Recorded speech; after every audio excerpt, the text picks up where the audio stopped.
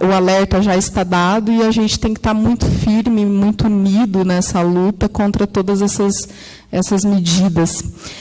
Para os servidores públicos, o ataque imediato é em relação às carreiras que ficam congeladas através do 257, que vocês já acompanharam, já passou na Câmara dos Deputados, ainda falta aprovação no Senado, que restringe os investimentos em salário e em carreiras ao índice do IPCA, então fica também as carreiras congeladas, desenvolvimento da carreira, salários, reposição inflacionária. A questão da reforma da Previdência, a PEC 241, para os trabalhadores em geral, toda essa reforma trabalhista que eles estão chamando de flexibilização dos direitos trabalhistas, a gente observa como o termo flexibilização está sendo usado para tudo agora, para deixar bonito todos os ataques.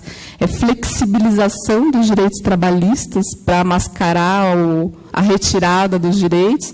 Agora, a nova medida anunciada também em relação à reforma do ensino médio, que destrói, na prática, a educação pública básica e elementar, também está sendo chamado de flexibilização das disciplinas e das disciplinas obrigatórias, que, na prática, a gente sabe que no ensino superior há esse afunilamento dos conhecimentos, quando os jovens realmente optam por determinadas áreas, mas as disciplinas obrigatórias são elementares para a formação dos nossos estudantes, dos nossos jovens, então essa reforma que está sendo chamada de flexibilização também é uma tragédia.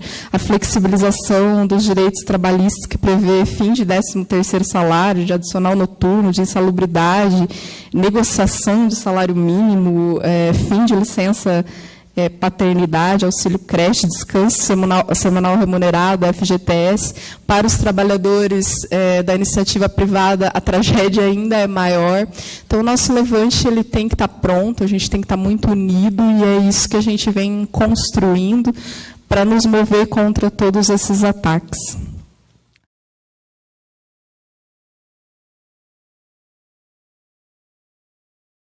Faço questão até porque nós temos um público bastante diversificado, é importante a gente entender assim, o que nós temos no Brasil hoje de sistema de previdência. Nós temos no Brasil 3 sistemas de previdência. Eu diria basicamente 2, mas são 3. Né? Um deles é o quê? É o regime geral da Previdência. Não é o INSS. O INSS é uma autarquia federal que administra o regime geral da Previdência. O regime geral da Previdência é maior do que o INSS. No regime geral da Previdência, quem está? No regime geral da Previdência estão todos os trabalhadores da iniciativa privada, com carteira assinada, todos os trabalhadores da iniciativa privada que contribuam como facultativos, né, que não têm carteira assinada, todos os trabalhadores da iniciativa privada que sejam sócios de empresas, sejam autônomos, sejam profissionais liberais, eu falo até seja síndico de prédio remunerado, ele é contribuinte obrigatório do regime geral, todos os servidores públicos seletistas e todos os servidores públicos estatutários que não têm um regime próprio de previdência. Todos esses estão lá no regime geral. Todos lá no regime geral. Onde o quê? Onde existe hoje uma regra de aposentadoria que não exige idade mínima para conceder a aposentadoria, mas se a pessoa não tiver determinada idade mínima, ela aplica o fator previdenciário, e aí o fator previdenciário é uma maldade, porque ele considera quanto tempo a pessoa vai viver depois de aposentada, e quanto mais ela for viver depois de aposentada, menor o valor da aposentadoria dela. Então é como se fosse dividido nos anos que ela fosse trabalhar. E no regime geral, que já existe o teto, R$ 5.189,82. E lá no regime geral, já vou adiantando, daí lá na frente eu pulo as questões, até 2003, o cálculo da aposentadoria no regime geral da Previdência era a média dos últimos 36 meses de contribuição. Tanto que o contribuinte facultativo, ele tinha uma regra. Aquele contribuía com o carnê, que não é mais carnê hoje, né? O carnezinho, o que ele fazia? O primeiro ano, durante a primeira faixa, ele tinha que contribuir sobre 1 salário mínimo. Depois ia progredindo, até chegar a 10 salários mínimos, que ele poderia contribuir nos últimos 36 meses. E aí a média da aposentadoria deles era os últimos 36 meses. Desde lá para cá, não é mais, é a média de toda a trajetória dela.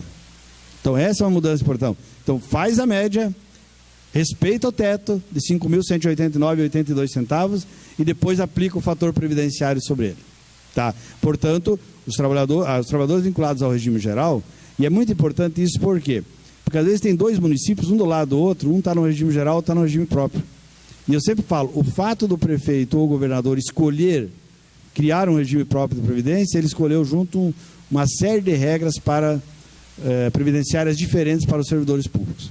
Porque se tiver no regime, se ele não fundar, não criar, se você não tivesse criado, no caso do Paraná, um regime próprio de previdência, cuja unidade gestora é o Paraná Previdência, vocês estariam com todo um regramento no regime geral. Aqueles 60 mil servidores que em 1992, pela Lei 10.219, que foram transformados de seletistas e estatutários e vieram para o regime próprio de previdência, não tivesse ocorrido essa mudança, esses 60 mil não estariam discutindo nada disso aqui. Estariam lá recebendo no máximo até o teto, a média e a correção pela inflação, né? Que essa é a questão. E aí nós temos regimes próprios de previdência, então, que só abrange servidor público estatutário que tenha, onde tenha sido criado. Então, os servidores públicos estatutários do Paraná só têm um regime próprio de previdência, só tem um regime próprio de previdência porque foi optado por fazer isso. Cascavel só tem um regime próprio de previdência porque, à época, o gestor público escolheu que criava regime próprio, senão estariam todos no regime geral. Aliás, eu não sei se é verdade, mas eu ouvi de fonte que é fonte mais segura, que quando esse governador do Paraná assumiu, a primeira ideia que ele teve não era mexer no Paraná Previdência como ele mexeu no ano passado, era devolver aqueles 60 mil para o INSS. E aí ele se livrava de 60 mil aposentadorias na sequência. E nós temos, desses 60 mil, nós temos gente na saúde, na educação, no Tribunal de Justiça, na Assembleia Legislativa, acho que nas universidades deve ter também, gente que tiveram seus empregos transformados em cargos públicos, e por isso. E por fim, nós temos um fundo complementar, um regime complementar de previdência. Por quê?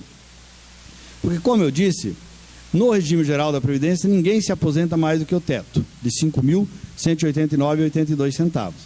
Se a pessoa ganha R$20 mil, pegar um exemplo, que é um exemplo bastante conhecido, o Fundo de Complementar de Previdência da Petrobras, que se chama Petros.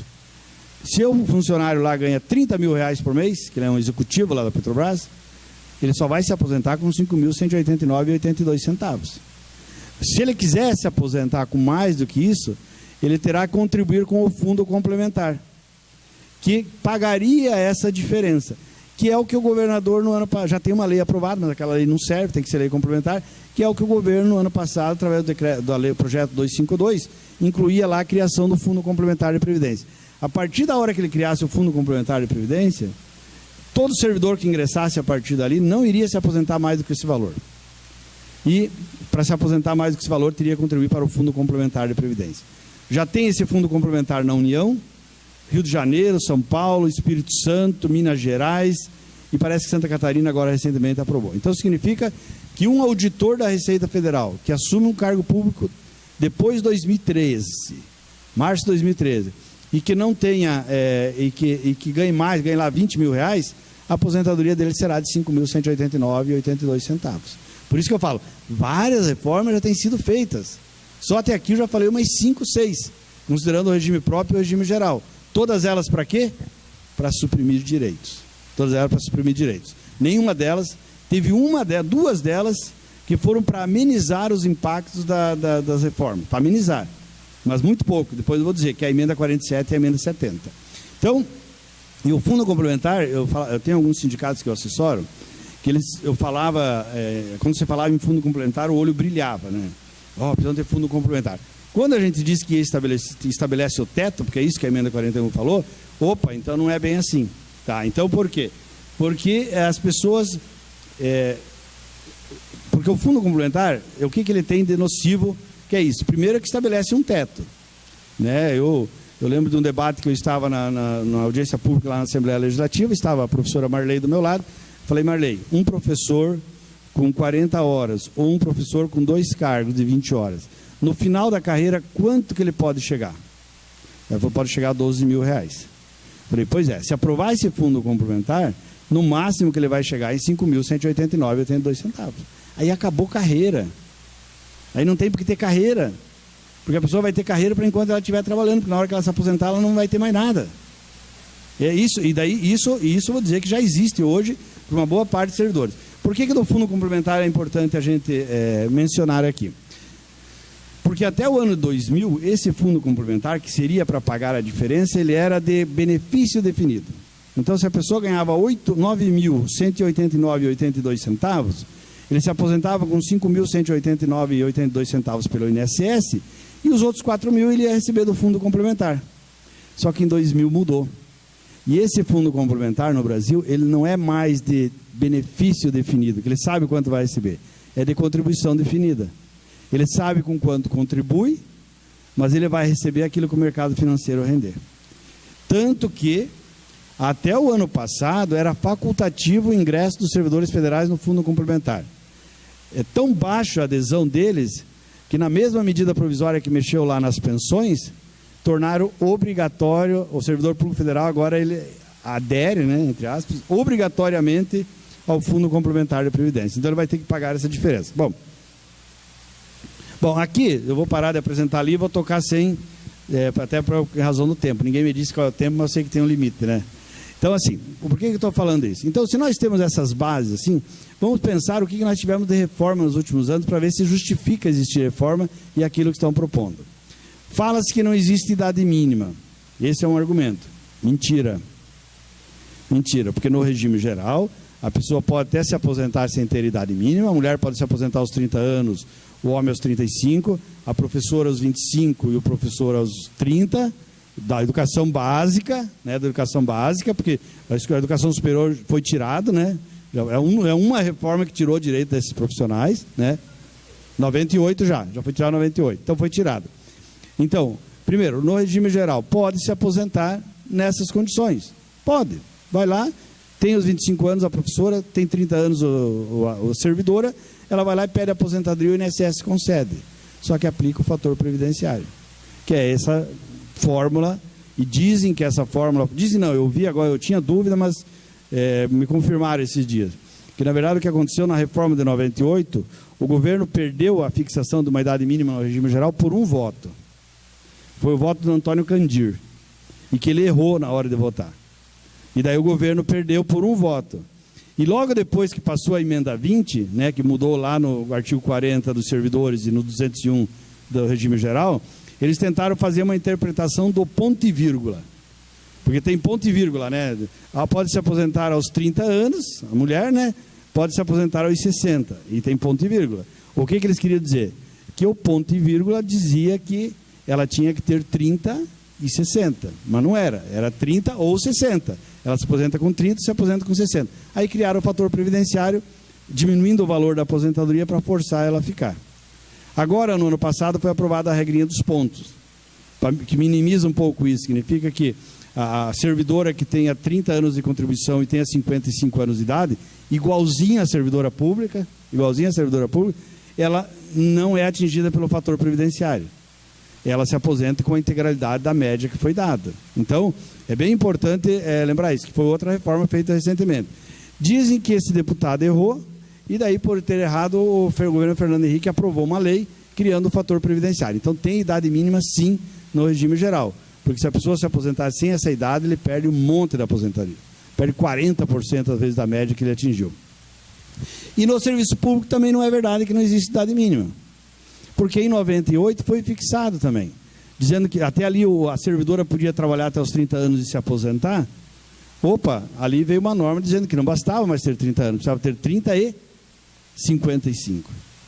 E eu tenho dito assim, que essa regra, para quem entrou depois de 98, que para quem entrou antes de 98 tem uma regrinha de transição ainda, só essa mudança feita lá em 15 de dezembro de 98, eu diria que, por exemplo, ela fixou uma aposentadoria por idade mínima. Porque se a menina começou a trabalhar com 15 anos, e nós sabemos que na sociedade brasileira, muita gente começa a trabalhar com 15, com 16 anos, ela começou a trabalhar com 15 anos. Quando ela completar 30 anos, ela vai ter 45 de idade. Pela regra atual, ela vai ter que esperar os 55. Então, quando completar 30 anos, vai ter 47. Vai ter que esperar até os 55. A aposentadoria do magistério, não sei se vocês são professores do município, a aposentadoria do Estado, a aposentadoria especial do magistério, para mim ela já está se tornando uma falácia. Porque a professora, ela completa 25 anos, e ela começou a trabalhar com 16, ela tem 41 anos. Ela vai ter que esperar até os 50. Só tem direito à regra de transição quem entrou antes de 98, que é a regra dos pontos. Os outros não têm. E, além disso, dizem que não aplica para o professor essa regra. Então, olha a reforma importante que aconteceu. Fixou a idade mínima.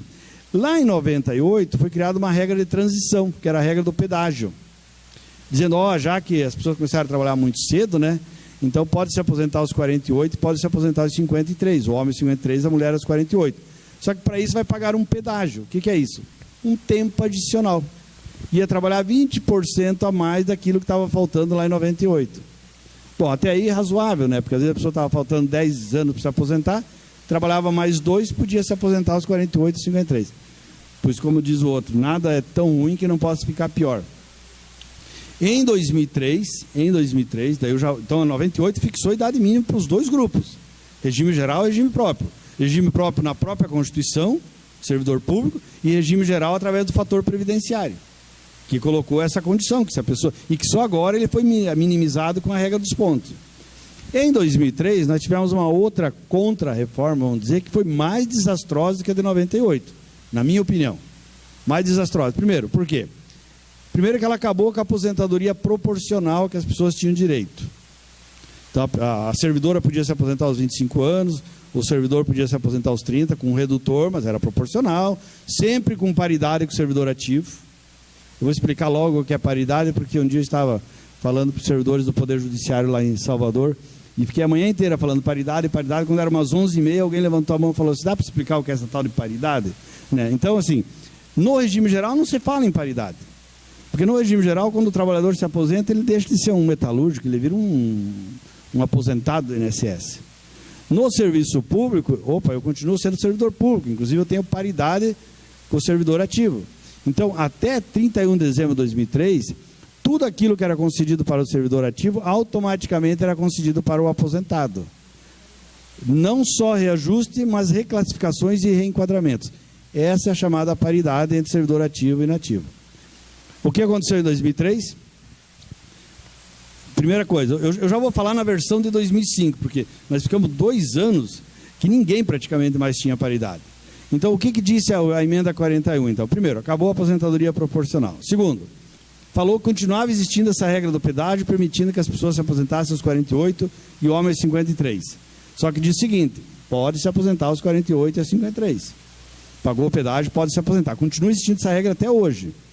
Só que o cálculo é pela média aritmética das 80% melhores salários de contribuição, a contar de julho de 94 para cá. Segundo, é sem paridade com o servidor ativo, e a cada ano que antecipar da idade mínima, perde 5%. Nos primeiros 2 anos era 3,5%, agora é 5% já. Então, um auxiliar de enfermagem, por exemplo, que se aposenta aos 48 anos, ela tem direito se ela pagar o pedágio. Se ela entrou antes de 98, cumpriu os requisitos lá, só que ela vai perder 35% da aposentadoria dela. E isso foi feito em 2003, 31 de dezembro de 2003. Então, tanto que essa regra, quando as pessoas me procuram, eu falo, essa regra só tem uma importância, só para o tal do abono de permanência, que é quando a pessoa adquire o direito de se aposentar e não se aposenta, ela passa a ter restituído o valor que ela desconta para a Previdência. Que eu vou dizer, essa é uma das coisas que, uma das propostas é acabar o abono de permanência. E não é proposta aqui na reforma da Previdência, ela já era proposta lá no ajuste fiscal feito pelo ministro Levi. Ele já tinha proposto acabar o abono de permanência. Então essa é uma outra questão. Então essa regra só serve para isso, né? Ou para alguém que está desesperado, que não quer mais trabalhar mesmo, mas depois provavelmente vai se arrepender, né? A não ser que tenha um bom motivo para não se arrepender. Bom, o que mais que fez em 31 de dezembro de 2003? Instituiu o desconto previdenciário dos aposentados. Nós sabemos que o governo do Paraná instituiu no ano passado. A partir de abril do ano passado começou a descontar dos aposentados, naquilo que excede o teto. Mas já desde... Foi? Não, abril. O primeiro desconto foi em abril. Porque tinha que ser 3 meses depois e 3 meses dava no meio de março. Então foi em abril. Primeiro desconto. Mas em dezembro. Então 3 meses dava no meio de março, então tinha que ser no mês seguinte. Mas o que acontece? Na maior parte, em todos os outros estados, e na totalidade dos municípios que têm regime próprio, já estavam descontando Previdência. Que é outra coisa a gente conversar. Por quê? No regime geral, quando a pessoa se aposenta, ela não continua contribuindo com a Previdência. Ela só continua contribuindo para a Previdência se ela continuar trabalhando. Mas daí ela está pagando não em cima do provento dela, está pagando em cima do salário dela. Aí não, regime próprio de Previdência, servidor, aquele que ganha mais que 5.189,82, paga a Previdência sobre essa parcela. De 11% hoje. Que pelo PL 257, que foi retirado, mas já foi dito que provavelmente volte junto com a reforma da Previdência, é aumentando para 14% para todos os servidores públicos. E isso estava lá. Quando eu saí por aí falando do PL 257, eu fazia questão de mostrar os artigos da lei, porque as pessoas falam, está inventando, leu, ouviu em algum lugar e está falando. Não, era o artigo da lei, dizia do projeto que era esse. 2003, o que mais que fez? 2003, e para mim o que ele fez, daí, de todas as questões, essa para mim é a mais profunda mudança ocorrida no regramento previdenciário, daí no caso dos regimes próprios de previdência. Do regime geral falou que era a média, estabeleceu todos esses requisitos e tal. O que estabeleceu? Falou o seguinte, daqui para frente, só tem direito à aposentadoria integral, com base na última remuneração, e com paridade com o servidor ativo, um único grupo, além daquele que já se aposentou e além daquele que já adquiriu o direito de se aposentar. Qual o grupo? Se a pessoa tiver entrado no serviço público até o dia 31 de dezembro de 2003, e no momento da aposentadoria tiver, além da idade e do tempo mínimo, 20 anos de serviço público, 10 na carreira e 5 no cargo. Quem não tiver esses requisitos, gente, se aposenta com base na média aritmética dos 80% melhores salários de contribuição e sem paridade com o servidor ativo. E para quem entrou a partir do 1º de janeiro de 2004, e daí tem um grupo aí que entrou entre 1º de janeiro e 19 de fevereiro, que dá para discutir o direito ao cálculo pela integralidade, mas em regra, quem entrou depois do dia 31 de dezembro de 2003, ele só terá direito, não tem nenhuma regra de transição para reduzir a idade, não tem nenhuma regra de transição para reduzir a idade, não tem nenhuma regra de transição com relação ao valor.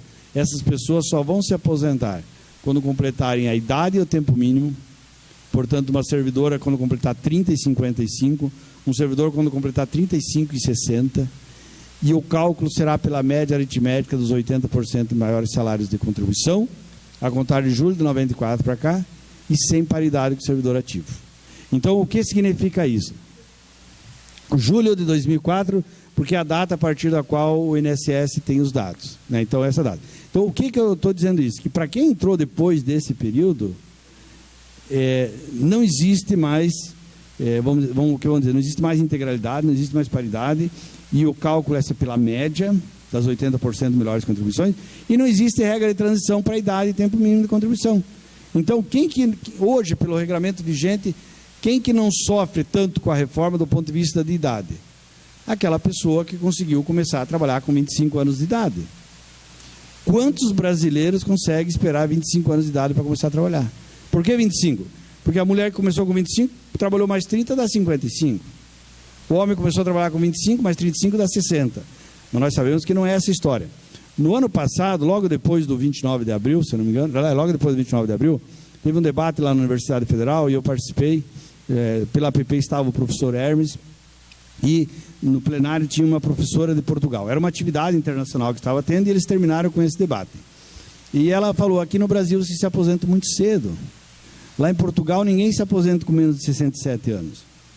Daí eu falei, professora, vou dizer o seguinte, se o povo brasileiro tivesse a possibilidade de começar a trabalhar com a idade que os portugueses começam, tivesse a qualidade de vida que os portugueses têm, o salário, que agora está meio baleado, mas que durante muito tempo foi uma boa remuneração, longevidade, as condições de vida, assistência do Estado, daria para falar. Mas se nós estamos falando num Estado brasileiro, onde a menina ou menino começa a trabalhar na roça aos 12 anos, quando não vai antes ainda para cuidar da criança para a mãe poder capinar, né, não dá para falar isso, né? Eu vi, num dos debates que eu participei ali, eu vi uma palestrante dizendo o seguinte, só pode falar no Brasil em idade mínima de 65 anos, quem nunca precisou ficar capinando 12 horas na roça, não precisou carregar um saco de cimento na cabeça. Quem nunca precisou passar por isso, defende com facilidade. Eu diria mais, quem não precisou ficar 25 anos em sala de aula, com adolescente, com criança, em berçário, Quem não precisou ficar numa unidade de saúde recebendo agressões da sociedade por falta de medicamento, achando que a culpa é do servidor, então aí é mais tranquilo.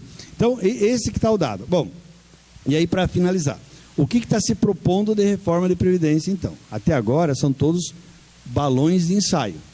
Cada dia eles jogam uma coisa, né, para tentar, eu acho que é muito mais para dividir as pessoas. Opa, agora disseram que vai ter regra de transição para quem tem mais de 50 anos. Daí no outro dia fala, não, mas para a mulher e para os professores é 45. Fala, ufa, eu ia ter que esperar até 50, agora 45 dá. Né? Então tem sido jogado assim. O que eu ouvi hoje de manhã é que a ideia era mandar essa semana uma proposta, desistiram, porque foram atropelados por fatos políticos, inclusive a eleição de domingo. Né? 20 anos atrás, eu sei que eleição, a cada 2 anos tem eleição, no primeiro e no último domingo de outubro, né? É regra, né? A cada 2 anos tem eleição, né? E eles foram atropelados. Então, na verdade, estão jogando aquilo que já foi dito aqui no começo, para tentar não desgastar os pares dele. Então, mas questões importantes que você coloca. Uma questão importante que eu só mencionei para vocês do MAB, mas eu vou ter que reafirmar aqui. Num documento que eu li do Congresso Nacional, falando das reformas necessárias, uma das coisas que eles diziam lá, assim, que um dos culpados pelo déficit da Previdência, vamos partir da ideia que existisse déficit, eram as aposentadorias rurais. Por quê? Só existe a aposentadoria rural, essa especial, não do empregado rural, do trabalhador rural, agricultura familiar e tal, a partir de 5 de outubro de 88 para cá. Porque antes, se a pessoa não tinha mais condições de trabalhar, ela ia viver daquilo que tinha conseguido acumular, se tinha, da ajuda dos filhos, dos irmãos, ou ia viver da mendicância. Essa que era a realidade. Então hoje, nós temos na zona rural, 99,7% das aposentadorias são de salário mínimo. PEC, PL, dizem que tem que desvincular o valor do salário mínimo. A reforma da Previdência dizendo que tem que desvincular, porque hoje, quem se aposenta pelo salário mínimo tem o reajuste toda vez que o salário mínimo tem. Quem se aposenta com mais do que o salário mínimo não tem essa garantia. Por isso que muitos falam assim, eu me aposentei com 7 salários mínimos e agora estou recebendo 5.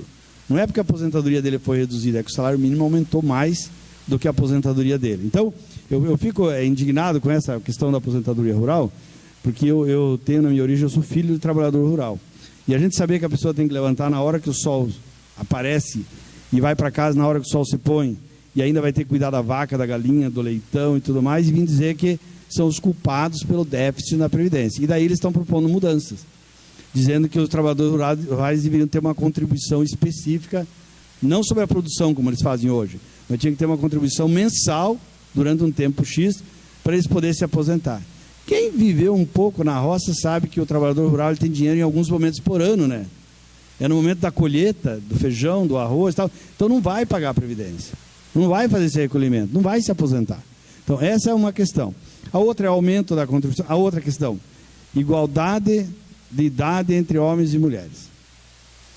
Olha, eu participei da audiência pública da OAB no dia 14 e uma das palestrantes veio para defender, eu acho que foi colocado ali, era o contraditório, né?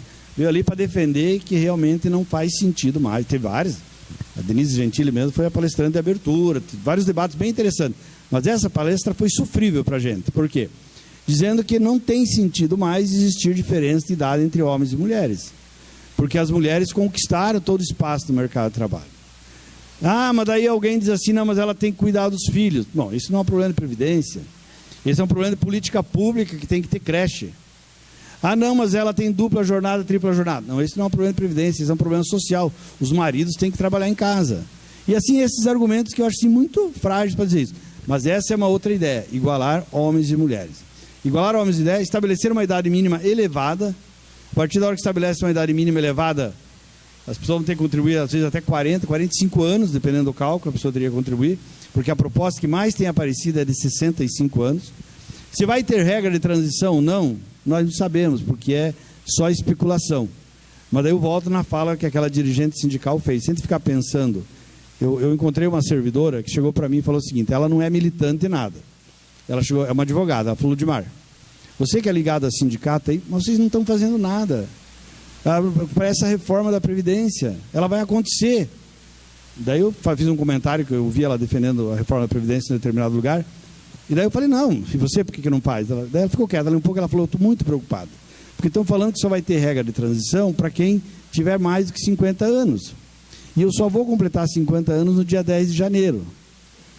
Eu falei, farinha pouco, meu pirão primeiro, né? Então você está preocupado é com você, não o que vai acontecer de mudança no país. Então, a idade mínima, se ela for estabelecida, se vai ter regra de transição ou não, eu acho que a gente não precisa trabalhar com alternativas, porque se a gente está trabalhando com alternativas, a gente está admitindo que a coisa vai acontecer.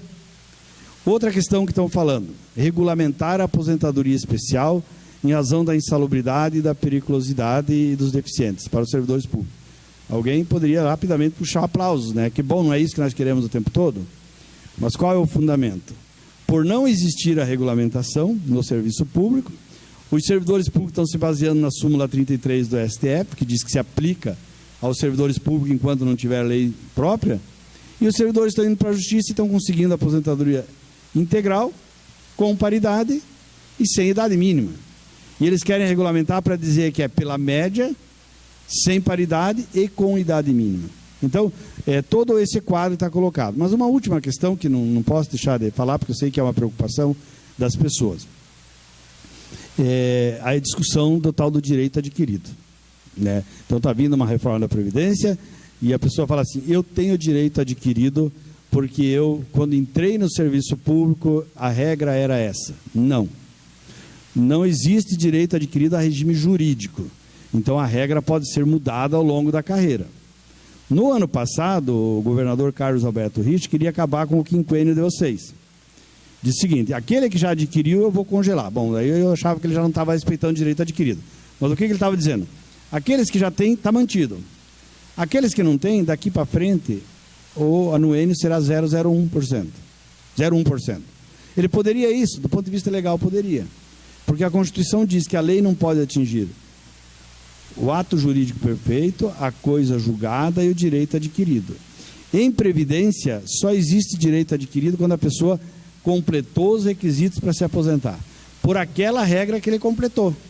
Por exemplo, ela tem muito menos, mas se a Grace tivesse 60 anos hoje aqui e tivesse 10 anos de contribuição, ela adquiriu o direito de se aposentar por idade.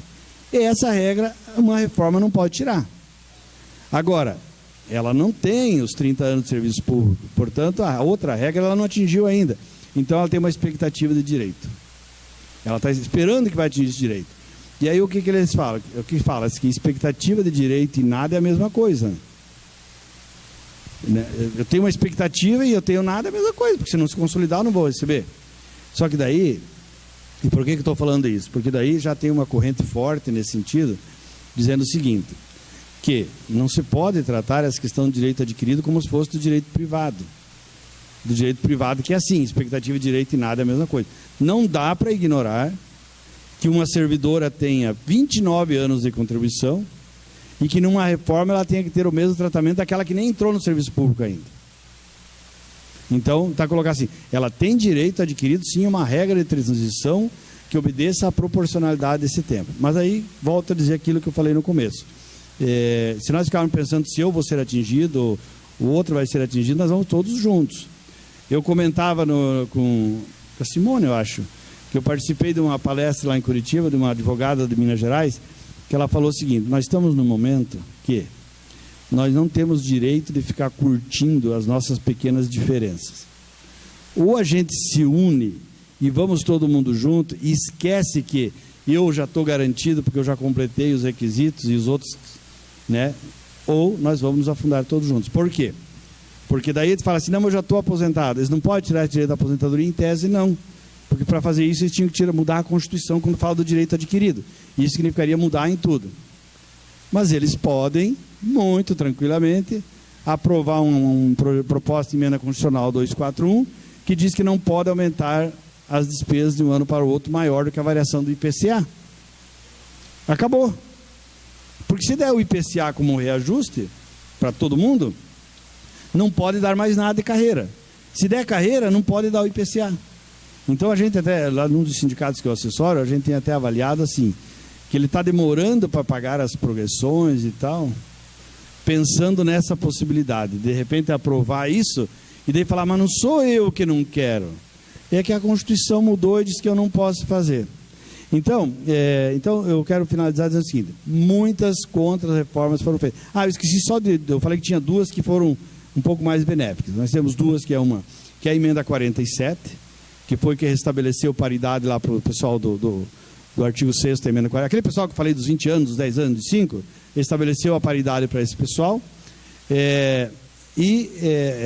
O que ela fez? A emenda 47. E ela criou a regra dos pontos para os servidores, dizendo que quem entrou antes de dezembro de 98 e que no momento da aposentadoria tenha 25 anos de serviço público, 15 na carreira e 5 no cargo, a cada ano que passa da contribuição mínima diminui da idade.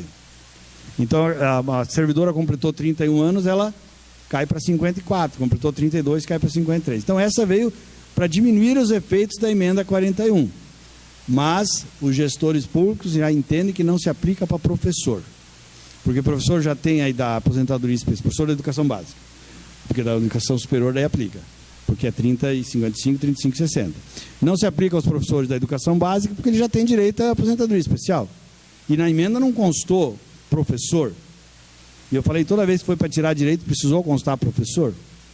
Então eu estou dizendo isso por quê? Porque daí na Justiça, o Poder Judiciário do Paraná está dando aos professores o direito de se aposentar por essa regra. E a outra foi a emenda 70. Por quê?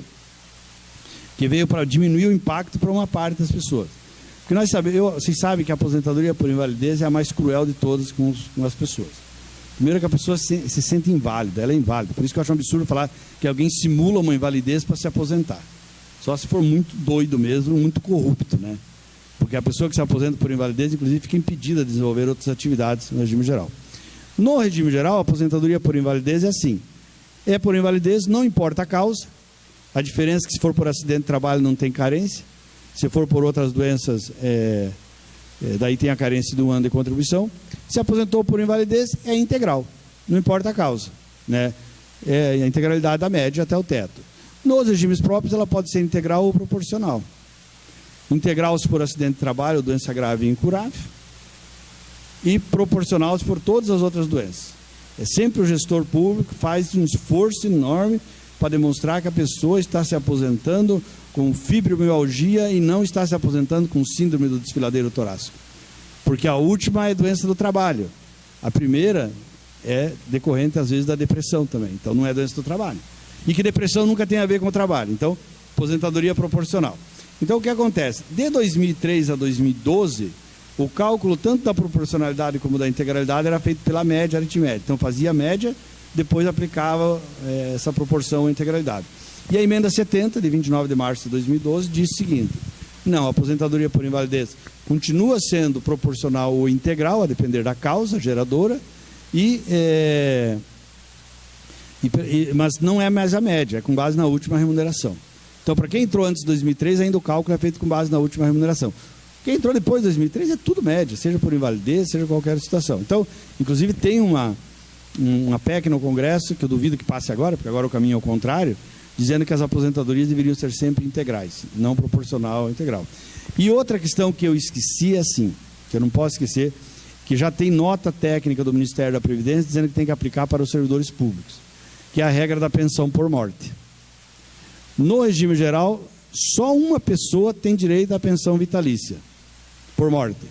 Aquela que no momento em que foi gerada a pensão, ela tenha mais do que 44 anos de idade. Porque todos que forem beneficiários de uma pensão com menos de 44 anos, a pensão será temporária. Para vocês terem uma ideia, a pessoa que seja beneficiária de uma pensão por morte que tenha menos que 21 anos, no máximo a pensão dela será de 3 anos. Então o casal, né, um deles morreu, ela vai ter pensão por morte por 3 anos. A pensão por morte é bem discutível, porque existia uma ideia aí de que a pessoa, quando estava bem velha, casava com uma pessoa bem nova, porque daí ela morria e gerava pensão para o outro, mas isso é uma discussão que foi usada muito para desqualificar até, então eu tenho parado de falar isso. E as exigências mínimas, de um tempo mínimo de união estável de casamento, que não existia até ali, e um tempo mínimo de contribuição. Tanto que se o casal tiver menos 2 anos de casado, menos 2 anos de união estável, se um deles morrer, ele não gera pensão para o outro. Exceto se for por acidente. Daí, óbvio que presume-se que ninguém vai causar um acidente para morrer para gerar uma pensão. Então tem toda essa lógica. Mas o que eu estou falando isso? Porque essa regra ainda não está no serviço público. Mas o Ministério da Previdência já disse que deve adequar as leis estaduais e municipais para aplicar ao servidor público. E aí é uma discussão se os municípios e estados vão fazer. Mas na reforma da Previdência não há dúvida que eles vão propor essa mesma regra para todos os servidores públicos. Então, é isso, né? Eu fui além do tempo, mas para dizer que não há razão para a gente falar em nova contra-reforma, principalmente porque elas são para suprimir direitos. E aí as pessoas perguntam, bom, então estamos todos mortos. A gente não pode pensar assim. Eu acho que tudo isso que está colocado e que vem pela frente não deve ser nunca um motivo para a gente desacorçoar, como fala o trabalhador, né? Desacorçoar. Não é um motivo para a gente desanimar. É o contrário, é para a gente ter mais energia para fazer como vocês fizeram na defesa lá contra o PL 257. Como fizeram no ano passado contra o fim do Paraná Previdência. Como fizeram no ano passado contra o fim da carreira do magistério. Como fizeram no ano passado contra o fim do quinquênio e contra o fim da licença remuneratória por ocasião da aposentadoria. Então, se a gente olhar para trás, nós temos mais histórico de vitórias do que de derrotas. Então, por isso, que isso não nos deixe desanimado, que isso é uma plenária do FES, né? Que isso faça com que as entidades do FES tenham muito mais força para ir à frente e conquistar direitos, além de resistir àqueles que estão querendo tirar. Então, obrigado.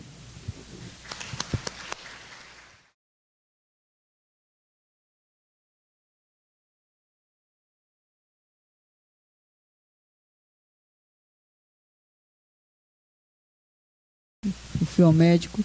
E é muito difícil assimilar. Eu acho que é por isso que todo mundo está quieto. É difícil porque você tem um conjunto de reformas e de reformas dentro das reformas, né, que foram as leis que foram se complementando, né? Então, mesmo que seja, por exemplo, que seja uma coisa do umbigo, às vezes uma pergunta do umbigo ajuda a pensar o conjunto, porque o problema não é perguntar uma coisa do umbigo, o problema é pensar só no umbigo, de quem que nós temos que fazer, e isso é perfeito, Silvana. Né? Eu participei da última greve geral que teve esse país, em 1983. Eu era professora da educação básica em Curitiba. E foi batata. Paramos ônibus ali na Praça Rui Barbosa, jogamos prego, entendeu? A coisa já foi assim. Entra no ônibus, arranca a chave e sai correndo. Isso.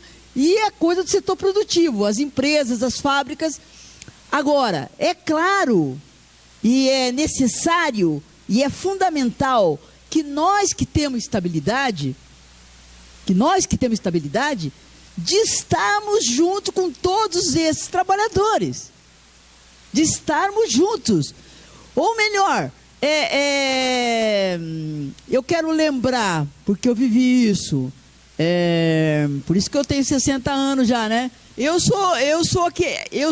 faço parte daqueles trabalhadores que começaram a trabalhar aos 17 anos. Comecei a trabalhar como professora leiga. Ainda fazia o terceiro magistério e comecei a dar aula no município de Moreira Salles, já com carteira assinada. Tá certo? Por isso que eu tenho 38, 39 anos de trabalho. Né? Por isso que eu já podia ter me aposentado desde a reforma de 98. Quando o Fernando Henrique, sancionou a lei, eu já tinha 25 anos e 4 meses. Né? Então, e eu já estava aqui, quer dizer, essa aposentadoria especial, ela acabou para os professores da universidade federais e estaduais. E a outra coisa, que me parece que é importante que você disse, que eu quero levantar, é a questão de achar que nós temos conquistas, direito adquirido. Não existe direito adquirido quando mudar a Constituição. O Meirelles foi taxativo. Quando ele apresentou pela primeira vez as propostas, ainda quando era governo interino. Né? Ele disse, não tem direito adquirido que vá contra, que confronte a Constituição. Então, eu peço para vocês fazerem perguntas, porque é super importante. Super importante. Quem entrou depois de 2003? Eu entrei em 92. Eu sei que eu tenho todos os direitos. Tenho todos os direitos, essa coisa da paridade, essa coisa da integralidade. Tudo isso está resolvido para mim. Tá certo? Mas não é essa a questão. A questão é, nós precisamos entender para a gente poder multiplicar para os nossos colegas. Para a gente poder explicar. Gente, está acontecendo isso, vai acontecer isso. E nessa conjuntura de golpe, como disse a Silvana, todas essas, tanto o PLP, o 257, como a emenda constitucional, a 241, como a reforma da Previdência, que ontem o Temer deixou muito claro, que tem que fazer tudo esse ano, e a reforma trabalhista, isso é a expressão do quanto o golpe vai golpear a maior parte da população brasileira, que somos nós, os trabalhadores. Acho que os questionamentos são bem oportunos, porque é realmente uma novidade para todos nós, mais jovens, que estamos na luta. A Francis relata que participou da greve geral na década de 80. O doutor Ludmar também lembra dessa época, né, doutor Ludmar? Mas para nós é um grande desafio a questão da greve geral. Ela está, sim, sendo construída, e acho que o que tem que nos alimentar não é, como já foi falado por alguns colegas, não é um espírito derrotista, no sentido de que a gente vê aí a sociedade ligada no tubo, né, na TV, e está muito difícil, é realmente um grande desafio remar contra isso, contra essa sociedade dentro desse tubo, dessa tela, que tudo que está sendo dito ali está sendo entendido como a verdade absoluta, e está muito difícil desconstruir. Acho que o grande desafio, mesmo se não tivesse toda essa massa de manobra da mídia golpista, agora já seria um grande desafio, um desafio ainda maior com tudo que está acontecendo. Mas a gente tem que lembrar, como o Amâncio fez isso e alguns colegas aqui, da nossa luta, que foi realmente exemplar no ano passado, em relação à unidade que os servidores públicos do Paraná tiveram, com todos os ataques, com todos os boicotes, o governo tentando o tempo todo desmoralizar a nossa greve. A greve, ela realmente se estendeu, ela foi uma greve muito intensa, muito longa. No final, a gente sofreu bastante, inclusive com a pressão da sociedade, principalmente com os professores da rede, mas foi uma greve exemplar, poderia ter sido muito pior. É claro que o grande baque foi aí da Previdência, que pelo aparato que o governo disponibilizou com polícia no dia 29 de abril, quando a gente chegou lá, dia 27 de abril, a gente já viu que não havia muito o que fazer em relação à Previdência, que era realmente a galinha dos ovos de ouro do Beto Richa, era realmente o que ele queria, que era a nossa poupança.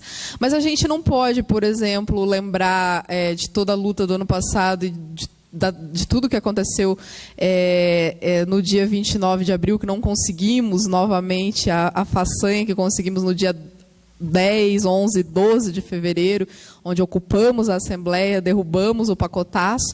A gente não pode lembrar do dia 29, que foi realmente um massacre, a gente não teve muito o que fazer, sem nos reportar a fevereiro, que foi uma grande vitória.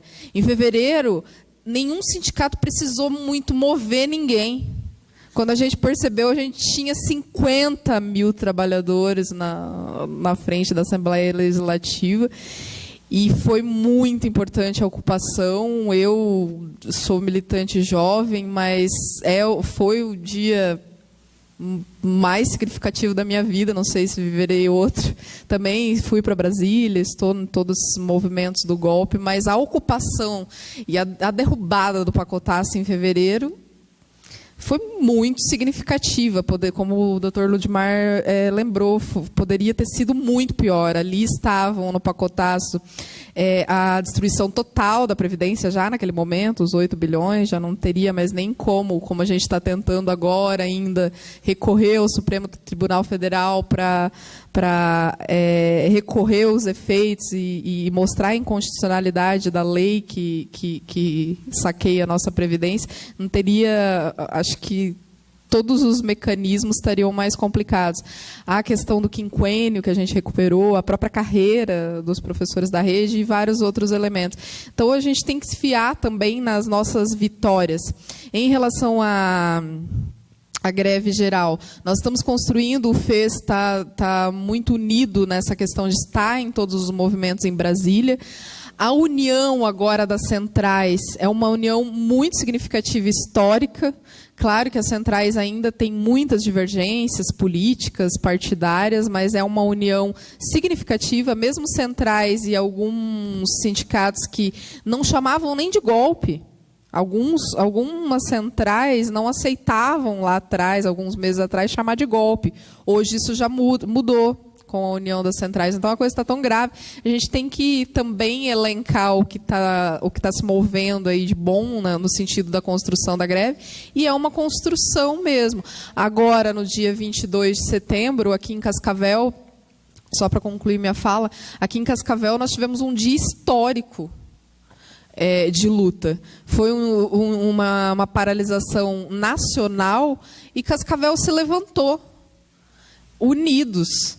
Servidores públicos das universidades, técnicos e professores, professores da rede estadual, agentes penitenciários juntos, servidores da CESA, do hospital universitário, e um dado exemplar, os colegas, a Josiane já foi embora, mas o Ciprovel, os colegas professores do município conseguiram tirar paralisação, professores e funcionários das escolas, e foram em massa. Nós conseguimos reunir quase 3.000 pessoas no Fora Temer e na paralisação do dia 22. Então, a gente tem que também se fiar em tudo que tem de positivo. É claro que a construção da greve geral é um grande desafio, mas nós já estamos nos movendo nesse sentido e temos que ampliar a luta realmente para estar trazendo toda a população junto com a gente nessa luta.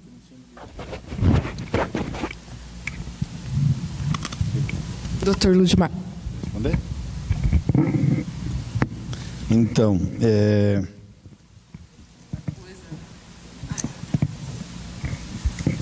muita coisa, mas vamos tentar resumir isso bastante. A primeira tendência que dá é só de ficar discutindo a questão política da organização, porque eu também ajudei a jogar preguinho e era o Miguelito, né? Sei que vocês são jovens, né? Não conheceram o Miguelito. Miguelito é um negocinho feito com 3 pontas de ferro. Ele tem 3 pontas de ferro bem afiadinha. Você joga na frente do ônibus, aí o ônibus, na hora que ele passa, inevitavelmente fura o pneu, né? Por um dos 3 pontos ele fura. Então, o Miguelito. Então, eu lembro que quando eu fazia as greves, que era para parar o transporte coletivo em Curitiba, os nossos companheiros saíam nas canaletas do Expresso, que são rápidas, linhas retas do centro até uma região da cidade, nos 4 pontos, e espalhava bastante Miguelito lá, os ônibus iam até ali, dali não ia para frente. Mas eu acho que é importante falar isso, porque eu acho que, daí vem agora a experiência aí do dirigente sindical. Para a gente construir uma greve geral, a gente tinha que pensar em parar setores importantes da economia. Conseguir parar setores importantes da economia. Para você conseguir que o transporte coletivo pare e o transporte de cargas pare, por exemplo, você para o Brasil. Você para o Brasil. Então, eu acho que quem está pensando em organizar, quem está pensando a greve geral em si, teria que pensar em quais segmentos são prioritários da paridade. Porque se você parar os ônibus, por exemplo, numa capital como Curitiba, você para 90% da cidade. Você para, daí você coloca força. Vamos pensar o outro lado, né? O que os caminhoneiros fizeram no ano passado? Eles estavam com uma outra intenção, mas eles criaram muito transtorno. Lá no Chile, né? Os caminhoneiros fizeram para derrubar o presidente. Daí foi para derrubar o presidente, mas foram os caminhoneiros que derrubaram. Então, acho que há segmentos da sociedade, porque eu tenho pensado, Francis, da questão dos instrumentos de luta, né? Eu, como assessor de sindicato, a gente acaba pensando isso também. Eu tenho tido dificuldade em entender que a greve por si só consiga, a greve. Porque para mim é muito claro que vocês poderiam ter ficado 200 dias em greve ano passado. Se não tivesse ocorrido a ocupação da Assembleia Legislativa no dia 12 de fevereiro, eu acho que as coisas não teriam sido seguradas. Então eu penso isso. Outro dia me perguntaram, então a gente tem, alguém falou em questão mais criativas aí, eu acho que nós temos que ser mais radicalizados. Eu acho que a gente tem que pensar medidas de enfrentamento com mais força. O dia que estavam votando o impeachment lá no Senado, alguém me perguntou o que a gente pode fazer. Eu falei, é só entrar um caminhão-bomba ali dentro. Não, mas é verdade, a gente tem que pensar algumas ferramentas mais fortes, que eu não sei exatamente quais são, e se eu soubesse eu não falaria aqui, porque elas são estratégicas, né? Então acho que as direções, a categoria precisam pensar. Eu uso um exemplo, eu participei de uma greve em Curitiba, que eram os professores da educação infantil que se chamou hoje, que eram educadores. Eles ficaram 6 dias em greve. E o prefeito não negociava. Na tarde de sexta-feira, 6 professores se acorrentaram na prefeitura. Essa imagem deles acorrentados teve 100 mil acessos em menos de 1 hora. E o prefeito imediatamente ligou dizendo que precisava conversar com a comando de greve. Então ele tem que pensar formas mais. Por quê? Quando as pessoas falam do desconto que teve aí dos professores do Estado, a verdade é que nos últimos anos é uma das primeiras vezes que os professores do Estado enfrentam isso. Nos últimos anos. Eu tenho convivido com isso todos os anos nos sindicatos que eu assessoro. No ano passado, por exemplo, descontaram integralmente dos servidores do Poder Judiciário. Descontaram 23 dias de greve. Aí nós conseguimos lá um mandado de segurança, uma liminar e tal, e acabou garantindo a reposição e foi devolvido o dinheiro. Então isso é colocado. Quando os trabalhadores da iniciativa privada fazem uma greve, eu sempre falo isso. Eles fazem uma greve, eles começam a greve sabendo que terão seus dias descontados. Só não terão os seus dias descontados se negociarem o não desconto ou a eventual reposição. Em alguns segmentos, principalmente dos serviços públicos, você começa a greve sabendo que vai ter a reposição. Alguns já querendo saber qual é o calendário de reposição. Esse é um problema. Eu lembro de uma greve dos metalúrgicos de Curitiba e região metropolitana, que foi feita a proposta de repor os dias da greve para não descontar. E os trabalhadores falaram, não, nós queremos que desconte e nós não vamos repor. Porque nós fizemos uma greve exatamente para afetar a produção. E daí agora nós vamos repor o lucro que vocês tiveram. Eu estava uma vez, sempre, no dia antes da greve, a vida de advogado em greve é uma vida ingrata, tá? Porque 2 dias antes da greve, um dia da greve, você faz toda uma explicação do que pode acontecer e tal, e no segundo dia da greve as pessoas já vêm com aquelas perguntas. Eu vou perder a licença-prêmio? Eu vou perder a minha progressão? Eu vou perder meu crescimento vertical, horizontal? Uma vez era uma greve de guarda municipal e o guarda municipal chegou para mim e falou assim, doutor, eu tenho 87 faltas nesse ano. O senhor acha que se eu fizer a greve e tiver mais 4 faltas, vai dar abandono de emprego? Eu falei, não faça greve. Ele falou, mas como, doutor? Você como advogado do sindicato, não faça greve. Eu falei, porque você tem 87 faltas porque você quis, aí você vai ter mais 4 por causa da greve, vai ser demitido por abandono de emprego, vai dizer que a culpa é do sindicato. Então não faça greve. Outra vez eu estava falando, antes de uma greve de São José dos Pinhais, eu falei para eles tinham perdido a licença-prêmio, não existia mais licença-prêmio lá. Eu falei, graças a Deus vocês não têm a licença-prêmio. Eles falaram, mas como, doutor, nós estamos lutando para resgatar a licença-prêmio, você vem dizer graças a Deus? Eu falei assim, graças a Deus, porque se vocês tivessem a licença-prêmio, a preocupação que vocês estavam aqui tendo agora de fazer a greve ou não, é se iam perder ou não a licença-prêmio. E quando o trabalhador da iniciativa privada faz uma greve, ele coloca em risco o emprego dele, às vezes. O desconto é certo, né? Ele coloca, então, eu coloco essas questões assim, primeiro, que a gente tem que pensar formas alternativas mais contundentes, vamos falar assim, e isso aí tem que colocar a cabeça para pensar. O movimento sindical é internacional, né, Francis?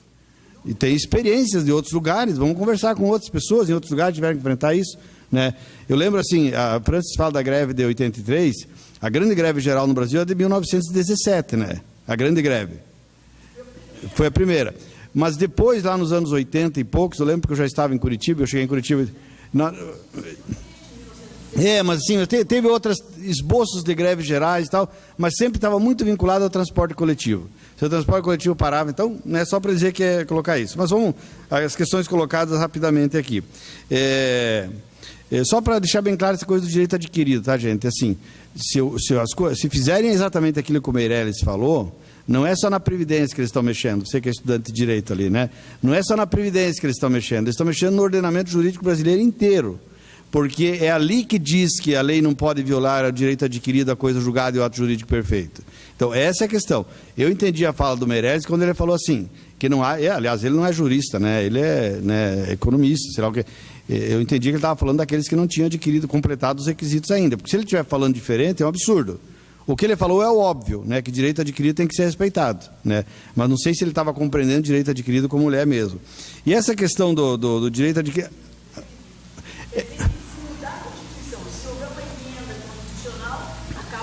Não, se houver uma emenda constitucional, que não pode ser através de emenda, porque é uma cláusula pétrea, teria que ser através de uma constituinte originária, que chama, que é o item lá da Constituição que fala que a lei não pode violar o direito adquirido, a coisa julgada e o ato jurídico perfeito. Agora, o que precisa relativizar, e isso não está na reforma da Previdência, se fizer isso, isso muda com tudo, muda com todo o ordenamento jurídico nacional. Qualquer direito adquirido não existe mais aí. Então, me parece que não é essa questão colocada nesse momento. Agora, sim, refrisando, o direito adquirido é para a aposentadoria por aquela regra. Algumas coisas que não estão protegidas pelo direito adquirido. Vou pegar um exemplo concreto.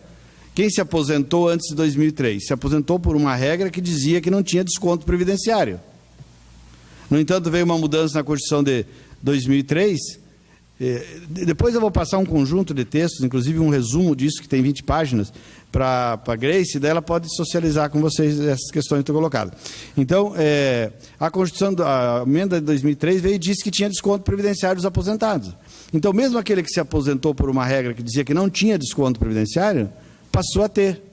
Então, há algumas coisas que relativizam o direito adquirido. O que é garantido é você se aposentar por aquela regra que você adquiriu. Por exemplo, desconto previdenciário. A própria questão da paridade, né? A própria questão da caridade é uma coisa que eles podem criar mecanismos para mitigá-la, né? Para diminuir os efeitos dela. Então, é isso. E a outra questão são as linhas de corte na reforma da Previdência, que eu acho que é bem importante dizer isso. Eu tenho uma conhecida... que ela me falou o seguinte, eu perdi direito a me aposentar, mais ou menos como você lá em 98, por 3 horas. Em 2003 ela perdeu por 3 horas, porque ela nasceu 3 horas da manhã. Se ela tivesse nascido antes da meia-noite, ela completava os requisitos para se aposentar antes da aplicação da emenda constitucional 41 de 2003, que eu também acho que ela é pior para os trabalhadores que a de 98, né? Só para ficar bem claro isso. Outra questão, essas reformas que já foram feitas, eu quero aproveitar para deixar uma dica aí. Para mim, elas mudam a lógica de carreira. A partir da hora que você diz que a pessoa vai se aposentar pela média aritmética, o que já tem hoje, os modelos de plano de carreira, seja das universidades, seja dos professores do Estado, não serve mais. Porque é a mesma história do, eu vou usar o exemplo adicional o risco adicional por tempo de serviço, quinquênio. A pessoa fica 5 anos sem receber nada, daí fica 5 anos recebendo 5%, daí fica 10, fica mais 5, daí os outros 5 ela recebe 10%, os outros 5 ela recebe 15% e vai até chegar aos 50%. Daí ela vai e se aposenta no outro dia. Opa, cheguei nos 50%, vou me aposentar. Na hora que você faz a média aritmética simples, desaparece. É igual às progressões e às promoções do quadro próprio do Estado, que PPE, que diz lá que a pessoa pode demorar 20 anos para fazer uma promoção e ganhar até 60%, 70%, a depender de onde ele esteja. Daí ele faz a promoção e no outro dia se aposenta, mas ele vai se aposentar pela média. Aí vai considerar todo o tempo que ele não recebeu nada com o tempo que ele recebeu 70%. Então, a carreira está comprometida já. Se estabelecer teto, então compromete de vez, né? Bom... 2003. Quem entrou depois de 2003 ou quem entrou antes de 2003 e não cumpre os requisitos para se aposentar, por exemplo. Chegue na compulsória antes de completar os 20 anos de serviço público. Daí pode colocar isso. Vilma, não fique... Onde é que está a Vilma? Não fique desesperada, Vilma. Porque, na verdade, assim, o fato da gente não ter o conhecimento disso tudo, o que eu queria dizer? Outro dia, encontrei uma professora lá da PP, que ela falou para mim o seguinte: Ludmar, o que a gente tem que fazer? Eu chego na escola e começo a falar de previdência, de repente eu vejo que eles não estão entendendo o que eu estou falando e eu não estou entendendo o que estou falando. O que a gente tem que fazer? Eu falei, professora, não existe, não é uma palestra como essa de hoje aqui. Não é, isso aqui é um ponto de partida. Tem que instituir uma cultura previdenciária. Nós não temos essa tradição. Qual que é a tradição que a gente tinha? Eu entro no serviço público, fiz o concurso público, completei o estágio probatório, agora eu vou esperar me aposentar. E a hora que chegar o momento de me aposentar, o que vai acontecer? Vai mudar no meu contra-cheque de vencimento para provento e eu vou para casa. Isso não existe mais, né? Por isso que existe essa complexidade de regras. Agora, para aqueles que entraram depois de 2003, as regras são muito simples. Só tem 3 regras. Ou ele aposenta na compulsória aos 75 anos, ou ele aposenta por idade aos 60 ou aos 65 anos, ou ele vai cumprir idade mínima e tempo de contribuição. Essas regras de transição, de pedágio, né? Não existe mais nada para essas pessoas, porque desmontaram o direito delas. Essa que é a questão. Hoje eu já encontro pessoas, quem pode acumular cargo público, que é o caso dos professores e do pessoal da saúde, eu já encontro gente que está em um dos cargos por uma regra e no outro cargo por outra. Né? Eu vou ter que usar esse exemplo aqui, que eu acho que ilustra bastante isso, para mostrar o desmonte que já foi feito com a gente. Em 5 de dezembro de 2014, eu fui procurado por uma professora dizendo o seguinte: estão me aposentando por invalidez no estado do Paraná e no município de Curitiba. E estão dizendo que a minha aposentadoria é proporcional ao tempo de contribuição. Ela me mostrou lá, eu vi que a doença dela estava na lista daquelas que é integral, fizemos um requerimento simples, ela me ligou 15 dias depois, dizendo: não precisamos entrar mais com ação judicial, porque eles me disseram que vão me aposentar pela regra da integralidade. Tá bom, perfeito. Quando veio o primeiro pagamento dela em fevereiro, ela correu no escritório, falou: a prefeitura de Curitiba me aposentou pela integralidade, o estado do Paraná não me aposentou. Falei: vamos olhar aqui o que está acontecendo. Eu falei: não, os dois te aposentaram pela integralidade. Daí a filha dela, porque estudante de direito gosta de andar, né, com a lei na mão, né? Ela tinha uma filha que eu acho que era estudante de direito, que falou: não, mas está escrito aqui na lei que ela tem direito à aposentadoria integral. Daí nós fomos ver. No da prefeitura ela tinha entrado antes de 2003, então a aposentadoria dela era integral com base na última remuneração. No estado do Paraná ela tinha entrado em 2006, então a aposentadoria dela era a integralidade, mas era a integralidade da média. Considerando que ela teve um ganho significativo depois do estágio probatório, na hora de fazer a média, os 3 mil delas viraram R$ 1.500. Então nós já temos pessoas que estão nessas, assim, a mesma pessoa já está com 2 regras diferentes. E para os professores que são do estado, é uma informação muito ruim essa que eu vou passar. 40% dos professores do estado já são pessoas que ingressaram depois de 2003. Porque os grandes concursos foram em 2003, 2007, 2013. E essas pessoas todas vão se aposentar pela média sem paridade com o servidor ativo. Então, para eles, se for esse 105, vai dar uma piorada, mas já está muito ruim. Nós já perdemos lá em 2003 isso. Essa é a questão. Outra questão importante, e para dizer o seguinte, que é preciso ter uma cultura previdenciária. Eu falo isso, é uma coisa que você está todo dia estudando. Porque se a pessoa conhece a sua regra previdenciária, alguém falou ali, você projeta a carreira. Você projeta, você vai... Eu falo muito para os servidores do Poder Judiciário, lá que eu trabalho com eles, porque a tradição lá é o quê? Ele faz o concurso para técnico judiciário, depois faz para analista, depois vai para assessor jurídico, depois faz para juiz, vai para o Ministério Público e tal. E eu tenho dito para eles assim: se vocês querem se aposentar como juiz ou como promotor, e para eles também aplica a média, só para vocês saberem, para quem entrou depois de 2003, façam logo o concurso para eles. Porque se vocês ficar 10 anos como técnico, mais 10 como analista, depois mais 10 como juiz, você vai se aposentar com a média disso tudo. E é o que acontece em todas as carreiras no serviço público. O que empurra as pessoas para ficar trabalhando até não aguentar mais. Ficar trabalhando. Outro dia o pessoal falou assim, eu estava falando com os professores, eu não lembro qual lugar que foi aí, que o pessoal falou assim: bom, se realmente, em Araucária, se realmente a aposentadoria for 65 anos de idade mínima, literalmente os professores serão conduzidos pelos alunos para a sala de aula. Na cadeira de roda, com a muleta, com algum apoio, com algum andador. Então essa questão. Outra questão, qual a dificuldade? Eu escutei, eu sempre falo assim, Francis, que assim, que a gente, quando a gente sai falar assim, a gente sempre sai aprendendo alguma coisa a mais, e eu tenho aprendido bastante aí nesses últimos tempos. E eu ouvi de um representante da OAB Nacional na audiência pública. A OAB Paraná foi golpista, né? Mas tem algumas pessoas que como a gente, acredita diferente. Tá? E ele veio para essa audiência pública e ele falou o seguinte: a nossa grande dificuldade de enfrentar tudo o que está acontecendo é que a imprensa comprou essa ideia. A reforma da Previdência, ela comprou em 98, ela comprou em 2003, está comprando agora, sempre compra. Só discutem o preço, né? Mas sempre compra. Então, daí, essa é a grande questão, eles trabalham no imaginário das pessoas. Aquela reportagem que foi feita no Fantástico, há um tempo atrás, que colocava assim: vejam só, os trabalhadores rurais até 1988 não tinham aposentadoria, Muito legal essa parte que ela falou. Mas tudo que tinha sido falado antes foi para dizer que era importante fazer a reforma da Previdência. E a gente sabe que isso trabalha no imaginário das pessoas. Ana Paula, que bom que você lembra daquilo que eu falei, porque eu acredito muito nisso mesmo. Eu sou advogado de sindicato e eu tenho clareza que o Poder Judiciário não está do lado dos trabalhadores. E eu já contei essa história em alguns lugares, se alguém ouvir, me desculpe, mas assim, eu tenho um amigo, o doutor Rosinha, que acho que muitos de vocês conhecem, que era deputado federal, e ele estava presidindo uma audiência pública no Congresso Nacional, e estava numa audiência pública o Eros Grau, ministro do Supremo, e o bispo Dom Tomás Balduino, que agora já faleceu, né? E eles estavam discutindo. O que o ministro do Supremo, Eros Grau, falou? Se vocês tiverem que fazer perguntas sobre justiça, vocês perguntem para o bispo.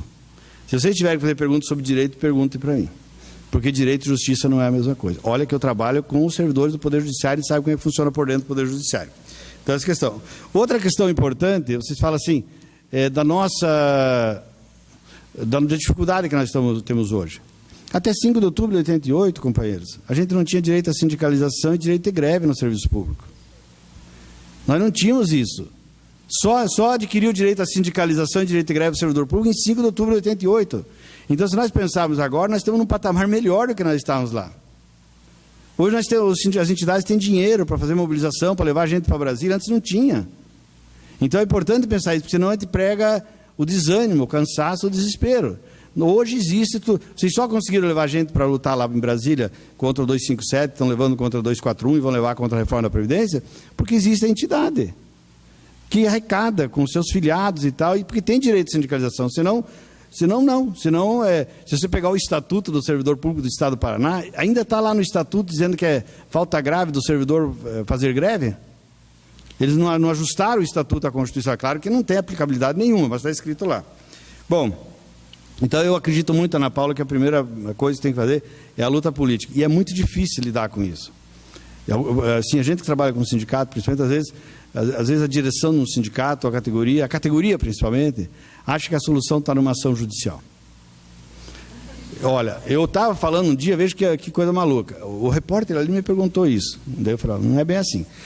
O que acontece? Um dia eu estava falando de um outro assunto e falei do PL 257, aí levantou um menino lá no meio do pessoal e falou o seguinte, mas se for aprovado esse projeto, cabe mandado de segurança contra, né?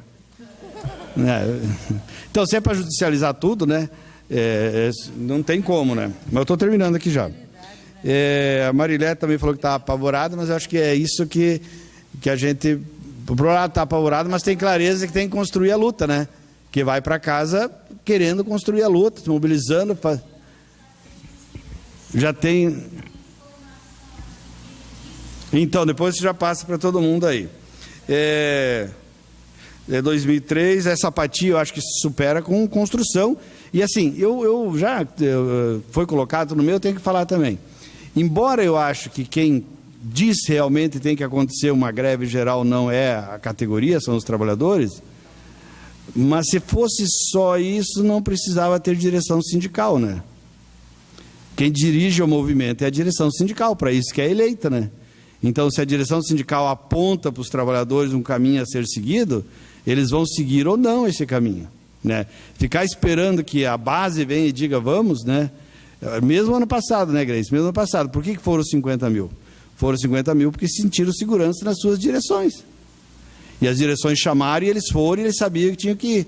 Por que foram para Brasília agora? Porque as direções chamaram, financiaram e mandaram, né? Me parece que é isso. E o Amâncio falou da formação.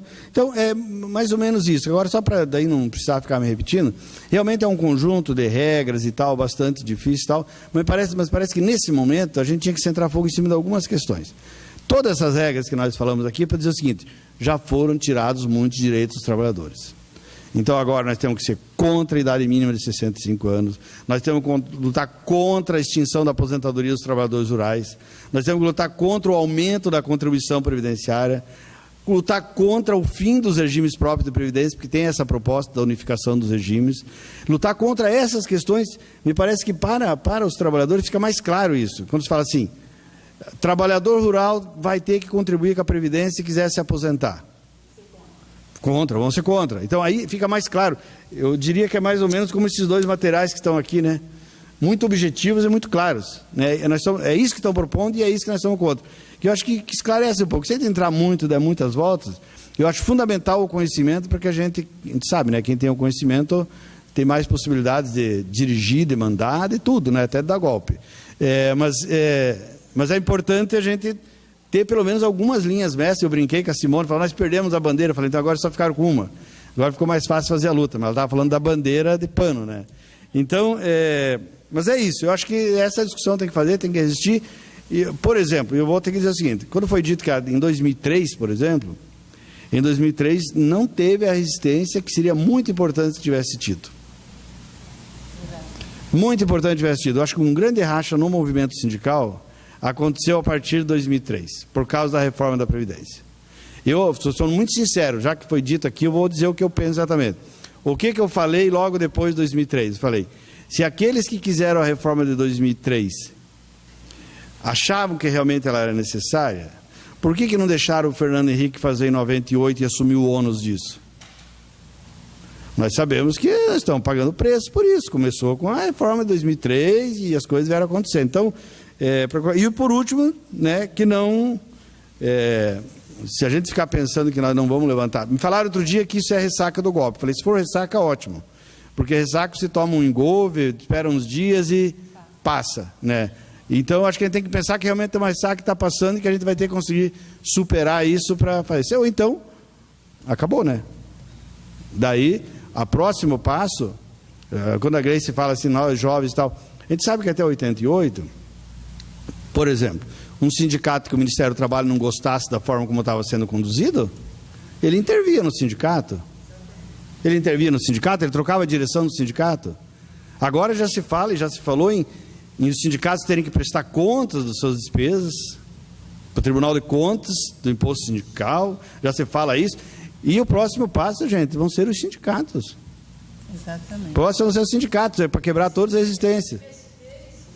Mas o sindicato, porque o MST, como o MST, ele é um movimento, ele não é uma entidade, né? Mas os sindicatos são entidades constituídas, né?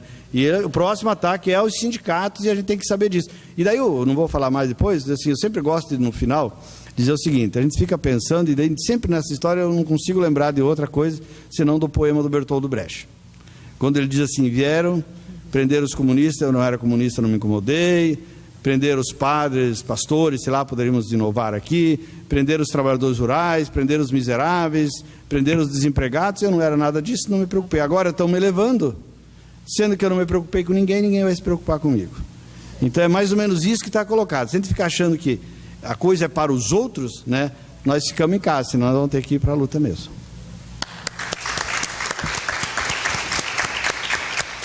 Eu só tenho um comentário a fazer, que é o seguinte...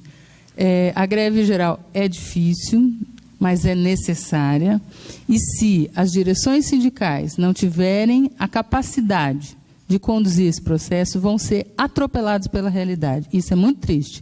Por quê? Porque o MST está na rua, o MTST está na rua, os movimentos sociais estão na rua e foram criminalizados, são criminalizados, e sabem trabalhar na perspectiva da contra-ordem, que nós somos absolutamente obedientes, isso é muito complicado.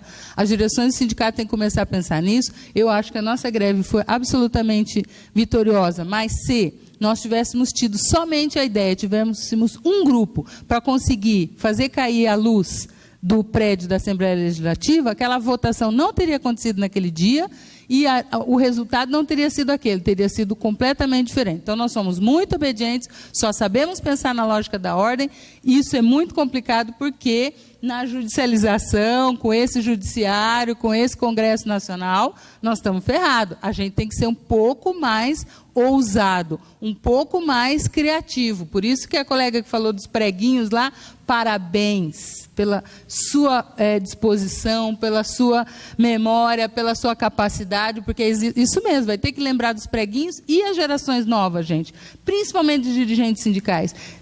Ninguém é obrigado a saber que houve greves gerais no país, mas não pode fazer uma fala desmobilizadora. Não pode dizer, é tão difícil, quase impossível, que é nas redes sociais. Redes sociais, gente, é maravilhoso, mas não segura governo nenhum, não segura golpe nenhum, não segura contra-reforma nenhuma. O que vai segurar a contra-reforma é o povo na rua. E volto a dizer, se as direções sindicais não assumirem o seu papel real, que é agora pensar, não sabemos fazer greve geral, então vamos fazer uma reunião das direções e pensar, vamos estudar como é que foi, perguntar para quem viveu, saber como é que é, para nos preparar para isso. Não pode ter data mesmo, porque não é uma coisa simples, mas ela tem que ser infalível, ela tem que ser forte, gigantesca, robusta, e é possível, porque a classe trabalhadora do país inteiro está sendo atacada. Então, se as direções sindicais não souberem fazer isso nesse momento, é bem possível que, inclusive, os movimentos sociais vão para a rua e o povo vai para a rua atrás e as direções sindicais vão ter que ficar dando explicação depois e catando seus cacos, porque elas vão ser derrubadas pelo movimento. Isso é um absurdo. Achar que a base desgovernada sozinha vai, mas é possível se a direção não fizer esse movimento. Então, se a gente não sabe, nós temos a obrigação de saber. Porque direção sindical, ninguém pôs uma faca no meu pescoço para eu sair candidata a fazer parte de um sindicato. Se eu sou direção sindical, eu tenho responsabilidade sobre isso. Eu não tenho direito de falar assim, eu não sei, tem que aprender, coitadinha de mim, me dá um tempo. Não, ninguém é obrigado. Sai fora e dá espaço para outro, porque tem disputa. Mas faça o seu papel. Para isso que existe direção. Vanguarda é para isso. Não pode a vanguarda ficar no papel da retaguarda. Pensar para trás é difícil? Então, como é que faz? O que precisa fazer? A gente precisa fazer. Nós não temos alternativa. É ou greve geral ou greve geral. Não tem alternativa de não fazer. Então, o impossível tem que se tornar possível para nós, porque é a nossa função. Ou a gente vai ficar em casa, exatamente, porque vai piorar. Como disse o Ludmar, nada está tão ruim que não possa piorar. Vai piorar muito. E exatamente, o primeiro ataque é contra os sindicatos. Eu vou ter que ser chato e dizer. Na greve geral da Espanha que eu estava lá, os debates na televisão eram sobre o quê? Vamos fechar, o que o Capital dizia na televisão, vamos fechar, tem 12 mil trabalhadores na Espanha com liberação de mandato sindical. Se puser esses 12 mil trabalhadores de novo na produção, reduz a crise. O outro segmento dizendo, esse dinheiro que o governo da Espanha estava pegando tem que ser dado para os bancos.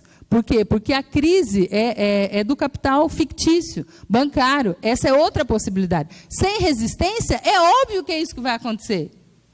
Entendeu? Agora, se as direções dos sindicatos não conseguirem fazer isso, tem que entregar o chapéu, entendeu? E outra coisa, as brigas partidárias, como inclusive aconteceu aqui, eu tenho certeza que a maioria nem percebeu que é divergência interna dentro de um próprio sindicato, que vem aqui um falar, outro responder, outro responder. O povo está cagando para isso, gente. Desculpa, esqueça essas merdas e vamos fazer a luta na rua. Porque agora, inclusive, a força sindical do Paulinho, que não é mais do Paulinho, que ele perdeu a eleição, é bom a gente saber disso, para mudar o discurso, para não ficar com um discurso derrotista. A oposição ao Paulinho derrubou ele dentro da força sindical. Ele está sozinho. A Conlutas entrou nesse movimento para a greve geral. A Conlutas, gente. Então, não é verdade isso. Não cabe a um dirigente sindical fazer uma discussão, um discurso derrotista. Pelo contrário. Agora é o movimento de levantar as bases e organizar, por mais difícil que seja. Se for impossível, sai fora. Se você estiver no sindicato e achar que é impossível a luta, não é mais seu lugar o sindicato. Teu lugar é outro, mas não é mais o sindicato. É no cargo, na burocracia, na estrutura administrativa do mandato, algum lugar, mas não é mais no mandato sindical.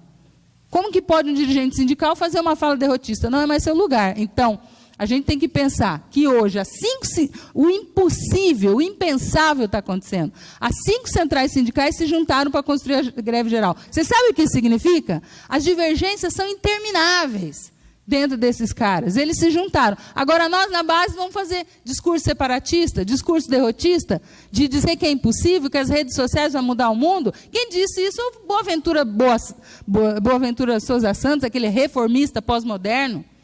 Entendeu? A nós não cabe isso. O movimento é nas ruas.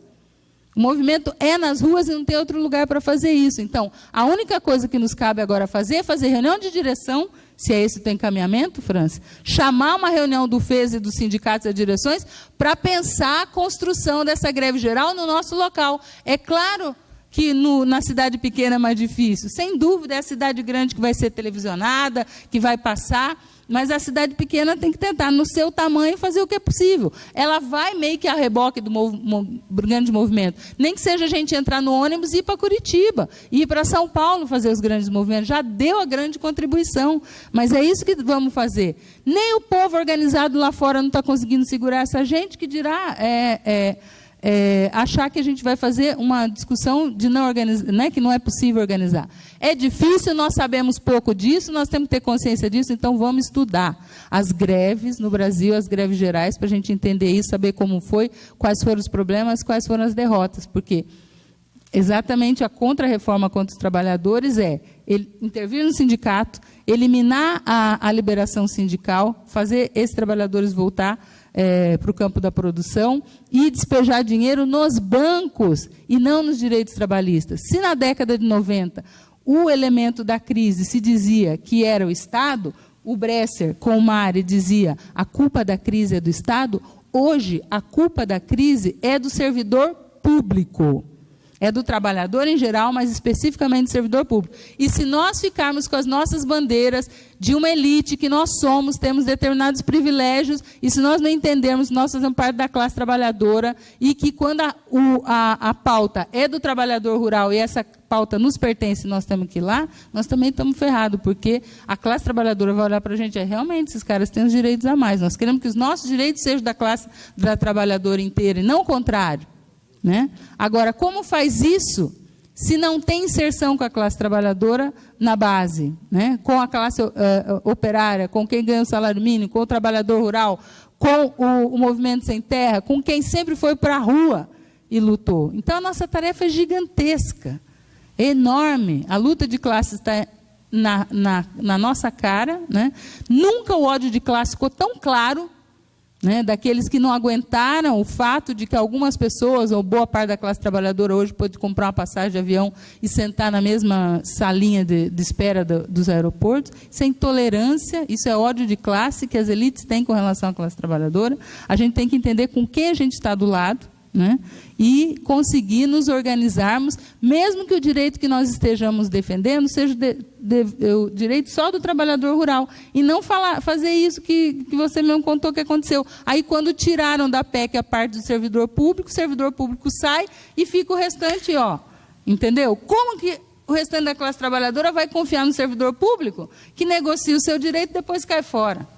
Né? Então, isso não pode acontecer. A gente tem que ficar até o final pela aposentadoria do trabalhador rural, pelo direito à moradia, pelos direitos que, inclusive, não nos atingem, porque a gente já avançou nesse sentido. Então, assim, é a greve geral ou a greve geral e não temos alternativa. A tarefa é pegar os vídeos do Ludmar em casa, que tem na internet, que ele já gravou vários, passar na escola, na sala de aula, na sala dos professores, onde a gente conseguir, no local de trabalho, para tentar esclarecendo sobre essa dificuldade, porque o esclarecimento ajuda. Então, há material disponível. Eu já vi, tem vários vídeos dele lá, que você pode pegar ali e tentar passar. Para a gente mesmo, porque esse conhecimento é muito grande, a gente demora para incorporar tudo isso, é muita informação.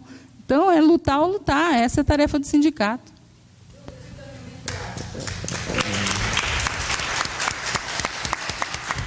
Francis, vem no microfone fazer o encaminhamento. Não tiraram, nós vamos tirar. Que o primeiro encaminhamento prático é o seguinte: fazer cartilha, destacando aquilo que é fundamental, mas explicando aquilo que é mais difícil de compreender. Então, o FES tem que ter o papel de fazer cartilhas. Sabe cartilhinha? Cartilhinha, aquela coisa que nós fizemos. Olha, foi super pedagógico nos anos 80, você se lembra? Nos anos 80. Esse é o primeiro encaminhamento. Segundo encaminhamento é o seguinte: Simone, você tem a tarefa, a obrigação, seguinte, como membro da CUT do Paraná, do setor público, tem que nos passar essas datas Porque eu estou sabendo que está tendo uma reunião, ou teve hoje, ou vai ter amanhã, de todas as centrais sindicais em Brasília, para marcar a data da greve geral, gente. Para marcar a data da greve geral. Agora, é isso. Vamos ter. E outra coisa, se a gente sair derrotado numa greve geral, a gente constrói outra. É assim, caramba. É assim. Não temos saída, é lutar, lutar. E aqui eu quero hoje estava falando ontem falando com a Ireni, aí a Ireni me mostrou